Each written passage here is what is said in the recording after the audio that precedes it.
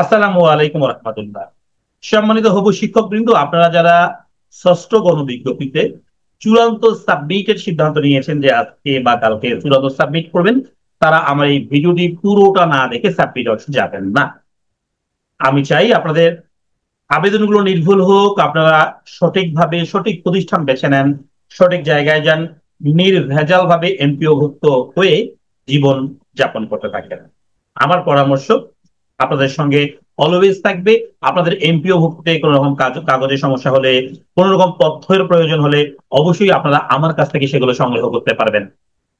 সম্মানিত ভিউয়ার্স, আশা করছি আপনারা সবাই অলরেডি চয়েস লিস্ট সাজিয়ে ফেলেছেন।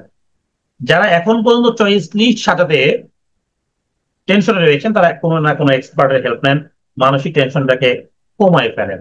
আল্লাহ রিজেক্ট আপনার যেখানে লিখে রাখছে ঠিক সেখানেই আপনার জব হবে। আর আল্লাহ যদি আপনার রিজেক্ট লিখে না থাকে, তাহলে আপনার কিন্তু এনটিএসসি এর মাধ্যমে কোথাও জব হবে না। এটা একদম কমন একটা কথা।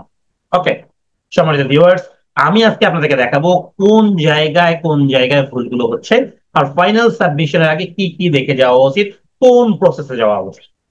সম্মানিত ভিউয়ার্স, আপনারা যখন আবেদন প্রক্রিয়ায় যাচ্ছেন, আবেদন যখন সাবমিট করবেন, যেবার সাবমিট করবেন মনে রাখবেন সেইবার আপনাকে জাস্ট আবেদন ফর্মে জাস্ট ক্লিক করা যাবে একবার, এরপরে next next next next. Previous করলে আপনার কিন্তু অনেক কিছু উল্টাই যেতে পারে। সো একবারে যা দেখার ফাইনালি দেখে দেখে যাবেন। আপনারা যারা নাম ঠিকানা সবকিছু চেক করে করে এই স্টেজে আসবেন, এখানে এসে আপনার বারবার করে লক্ষ্য করবেন yes I agree, general, second অপশনটা আপনার মাদ্রাসা, থার্ড অপশনটা টেকনিক্যাল। এটা আছে কিনা এখন মনে রাখবেন, টেকনিক্যাল কারা দিবে আর কারা দিবে না। মনে রাখবেন এই থার্ড অপশনটা টেকনিক্যাল তারাই দিবেন যাদের সার্টিফিকেট টেকনিক্যাল রয়েছে। এছাড়া টেকনিক্যালি দিলে কিন্তু আপনার কোনো জব হবে না বা লাভও হবে না, আর দিলেও কোনো কিছু হবে না, আপনাকে ওইখানে রিকমেন্ড করবেই না। সো ওই জায়গাটা আপনার ফাঁকা থাকে। তাহলে ফার্স্ট জেনারেল, সেকেন্ড মাদ্রাসা, অথবা আপনি চাইলেও ফার্স্ট মাদ্রাসা সেকেন্ড জেনারেল রাখতে পারবেন। আপনি যখন ফাইনাল সাবমিশনের ফর্মটাতে আসবেন, সেই সময় এসে আপনাকে যে কাজগুলো করতে হবে, আপনার সার্টিফিকেটে লেখা দেখবেন যে ভোকেশনাল এন্ড টেকনিক্যাল এই কথাটা আছে কিনা। যদি থাকে তাহলে আপনার এই যে লাইনটা রয়েছে না, এই লাইনে পুরোটাই পুরোটাই আপনার হতে হবে টেকনিক্যাল। ওকে, আবার আপনার সার্টিফিকেটে ভোকেশনাল আর টেকনিক্যাল লেখা নাই, হ্যাঁ, তখন আপনার সাবজেক্টে যদি লেখা থাকে সেকেন্ডারি, হায়ার সেকেন্ডারি বা জুনিয়র স্কুল অবলিক মাদ্রাসা, তাহলে মনে রাখবেন আপনার এখানে জেনারেল লেখা থাকে স্কুলের ক্ষেত্রে, আর মাদ্রাসার ক্ষেত্রে লেখা থাকবে মাদ্রাসা।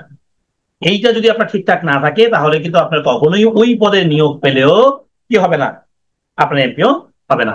সো এটাই হলো মূল কাজ। যখন আপনি ফাইনালি চেক আউট করবেন, পুরো 40টা দেখে নেবেন, হ্যাঁ, দেখার পরে আপনার শেষ অংশে গিয়ে আপনার নামটা যখন দেখবেন, দেখার পরে আপনি অবশ্যই কি করবেন, এই যে নিচ অংশটা দেখবেন আই এগ্রি টু জয়েন, এই অংশটা আছে কিনা। যদি এই অংশটা থাকে দেন আপনি সাবমিটে ক্লিক করবেন, না হলে কিন্তু ক্লিক করতে যাবেন না। এখানে দেখবেন প্রিফারেন্স কোনটা কি দেয়া আছে, কোনটা দেয়া নেই। সম্মানিত ভিউয়ার্স, আপনারা যারা আমার এই ভিডিওটি শুরু থেকে শেষ পর্যন্ত দেখলেন, তারা অবশ্যই যদি উপকৃত হয়ে থাকেন আলহামদুলিল্লাহ কমেন্ট করে যাবেন। সবাই ভালো থাকবেন, আল্লাহ হাফেজ।